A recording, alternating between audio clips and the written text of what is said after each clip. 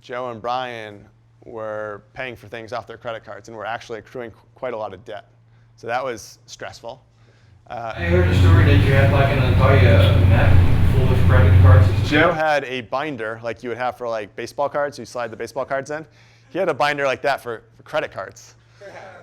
And so he would just keep getting more credit cards and maxing them out. And so they each had about 15 grand in credit card debt by the end of the first year. Not something I necessarily recommend, but that was their personal financial situation. And for me, I was doing a little bit of consulting here and there. I could do a little bit of work and get paid a fair amount of money. And so I would squeeze that in to kind of get by and make my finances work. So we each kind of found our own way. I want to follow up Luciana's question. How many times you want to kill your co-founders? Well, that's a strong word. But yeah, I mean, maybe that's, you know. Oh, is there something we need to talk about, guys? It's totally normal. It's totally normal. Listen, let me go into a little bit more detail about my relationship with Joe and Brian. Part of what makes our relationship work, but also can create some stress, is the fact that we come at things with very different perspectives. I mean, not only am I an engineer and they're designers, which is like two different sides of the brain working, but we're each very different. And we even did a personality study in the later years where they put your personality graphed on a circle. And each of our personalities was exactly 120 degrees apart from one another. So if you connect the dots, that creates an equilateral triangle, meaning we couldn't have been more different without being more similar.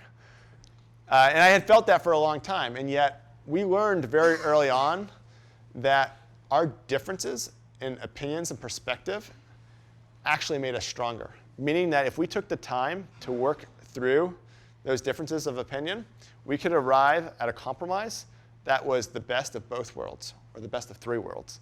And that we saw a pattern that when we took the time to do that, we landed in the best place. And so we respected that process, and it's something that still happens today. Like, you know, I'll think it's obvious we should do one thing. Someone else will think it's obvious we should do something else, and Brian will think a third thing. And we'll spend a lot of time talking it through and eventually settling on what is that right compromise. So I think it's totally normal, especially when you add all the stress of maybe not getting paid, going into debt, things like that. It's heavy stuff. Really appreciate you coming in and speaking to us today. How are you handling the disruption in the hotel industry and as well as the legal issues we're having here? So I think we are in some ways complementary to the hotel industry. So there are things that hotels are really good at that we'll never be as good at. And there are things that we are really good at that hotels will never be as good at. So for example, what we specialize in is providing you a local, differentiated experience, connecting you with a person. Hotels can specialize in having a front desk that has 24/7 services. They have infrastructure, pools. They have a certain level of consistency that we can never replicate. And so I think, you know, we should each play to our strengths. I think we're ultimately making the pie bigger. Of course, there is some overlap, but I think ultimately the pie is getting bigger. And I'm not aware of any hotels that have gone out of business as a result of Airbnb. And let me give you even a more specific example.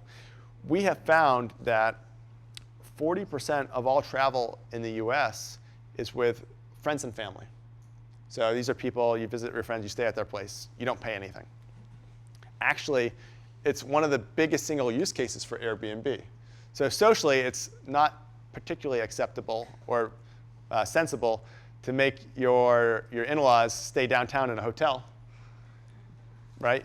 But if you could put them up in an Airbnb within walking distance of your home at a reasonable price, that might be a good trade-off. You have your space, but they're close, and we see a lot of that happening. And so we're monetizing a part of the market that was previously not monetized, and thus making the pie bigger.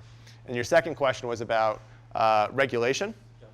So we're a very new idea, right? We went from not existing and people thinking this would never happen to 7 years later, having gone mainstream, having 35 million guests. And so this has taken a lot of people by surprise. And there are a bunch of existing rules around providing accommodation, or more specifically, short-term rentals. These rules date back 30, 50 years ago. They were made never imagining that this kind of model was possible. And so although these rules exist and they affect us, they weren't made specifically to address us. And so that's the conversation we need to have, all parties as a society, is to realize that we're in the 21st century. There's now new technology, new ways of doing things, and what are the sensible policies to balance the benefit of this with any concerns. And so we try to reach out to cities as proactively as possible, explain who we are, what are the benefits, also listen to them about what are the concerns, and come up with new policies. Of course, that's easier said than done. And the reality is when you're just starting out that no one wants to take your meeting because you're not important enough.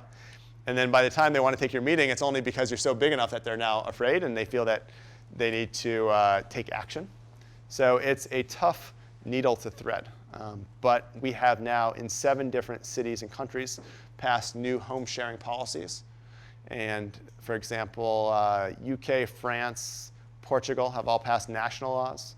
Cities like Amsterdam, San Francisco, Portland, Nashville, San Jose have all passed city laws.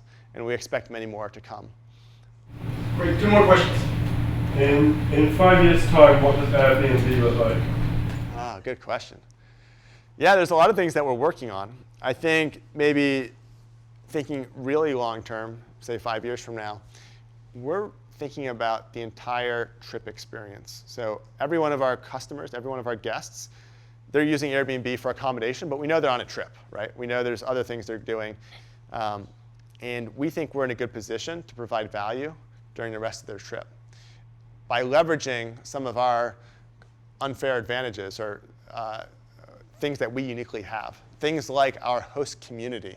How can we use our host community to make people's trips better? Whether that's connecting them with local knowledge, local insight. How can we use our scale? All these hosts and all these travelers we have on any given night in a city, how can we use that to create special, memorable experiences for guests?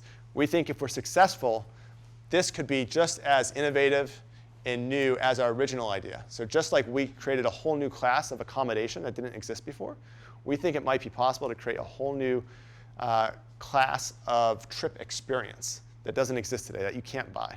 So that's our kind of 5-year aspiration. Great, last one. Thank you. I love Airbnb. I've lived in like really random tree houses and on top of volcanoes because of you guys, so that's awesome. Right on. So my question is more towards your mobile transition, like how, so from a web service to like a mobile app, that because it's not something that people would use every day, but then, so how did that transition work? What were some of the things that did help? And if you could speak towards mobile growth and where you guys are going with that. So just some. Sure. Well, one challenge you mentioned is not specific to mobile, which is the nature of travel is it's not something people do every single day. And it's very different than, say, a business like YouTube or Facebook, where people, once they get hooked, they come back faster and faster, and you can really take off overnight. And that's just not true of travel. People only take a few trips a year. And so when you think about our app, what's a realistic expectation for how often people are going to open it? I mean, the important thing is that when they travel, they think to open the app. Now, in terms of the migration from web to mobile, mobile actually uniquely enables our business in some ways, particularly on the host side, for example. It allows our hosts to respond faster. And when hosts respond faster, that makes the experience better for all of our guests, whether they're on mobile or not. So it actually makes the marketplace much more efficient. And our hosts are power users. They are actually using the website or the app almost every single day. And so it's been very easy to get a large percentage of them onto mobile. And on the guest side, similarly, when you're traveling and you need access to your Airbnb information, you don't want to run home to the computer or your laptop. You want to be able to pull it out of your pocket. And it's amazing that increasingly, when you travel abroad, you can get data roaming at more affordable rates. And I expect that trend to continue. So I think the importance of mobile and travel is really going to increase as the cost of data goes down. Is there anything in particular that you guys do to create that stickiness in mobile? Because I have your app, and I don't travel every day, but I still have it. I don't delete it, even though I don't need it. And then at times I would just browse through it to see what other interesting properties are nearby, kind of thing. So is there anything in particular from a design or experience perspective you guys like looked into or did specifically to do that? Well, one thing that we've spent a lot of time thinking about is how to get people to sign up on the mobile app, right? Because you're not required to, and a lot of people we would drive them to the mobile app, and if they don't sign up, though, we have no hook into them. We have no way of following up, a year later. And so we thought a lot about how can we incentivize, increase the conversion on mobile for signups. That's one thing we've thought about specifically. There's a whole bunch of considerations depending on the specifics of your market, though. For example, right now, in places like India, people's phones don't necessarily have a lot of space on them. And so if your app is really big, people are more likely to delete it to make room for other apps. And so that's not something I was really thinking about from my US-centric perspective. But as we focus more on different countries, you go there and you learn about these kind of unique issues. So there's a lot to consider. There's a lot to consider. Great, so I want to close out by asking one question from you. So 60% of our loans are international, and many of them are actually watching you from live stream. Cool. So a common question we have from our international loans is, for instance, as Airbnb goes international, what are some of the challenges you've encountered and some of the lessons learned? Yeah, really good question. So actually, only 1/3 of our business is in the US at this point. Europe is over half of our business, and Asia is our fastest growing region. And in the early days, I wondered, would our business ever work even outside of New York? And then it was like, will it work outside of the US? And then it was like, will it work in Asia? And what about China? And I've been amazed to see that the answer is yes to all these. And it's indeed some of our fastest growing regions in the majority of our business. Now, what have we had to do that? Well, one is we did have this global cross-pollination early on, so that's a bit of an unfair advantage.